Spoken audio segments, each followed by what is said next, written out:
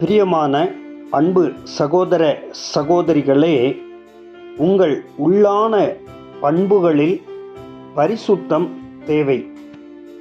நீங்கள் முன்னே உங்கள் அறியாமையினாலே கொண்டிருந்த இச்சைகளின்படி இனி நடவாமல் கீழ்ப்படுகிற பிள்ளைகளாய் இருக்க வேண்டும் என்று சொல்லி ஆண்டவர் விரும்புகிறார்.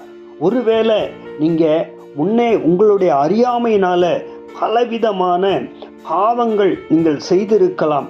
அறியாமையினாலே உங்கள் இச்சைகளின்படி நடந்திருக்கலாம். இனி அப்படி நடக்கக்கூடாது. உங்களை அழைத்தவர் பரிசுத்தராய் இருக்கிறது போல நீங்களும் உங்கள் நடக்கைகள் எல்லாவற்றிலும் பரிசுத்தராய் இருங்கள் என்று ஆண்டவர் சொல்லுகிறார். நான் பரிசுத்தர், ஆகையால் நீங்களும் பரிசுத்தராய் இருங்கள். உங்களுடைய சொற்கள்ல, உங்களுடைய எண்ணங்கள்ல, உங்களுடைய பேச்சுகள்ல, உங்களுடைய ஒவ்வொரு நடத்தைகளிலும் பரிசுத்தமாய் இருக்க வேண்டும் என்று சொல்லி கர்த்தராகிய ஆண்டவர் விரும்புகிறார். இன்றே உங்களுடைய ஆவி ஆத்மா சரீரத்தை ஒப்பு கொடுத்து பரிசுத்தமாய் இருங்கள்.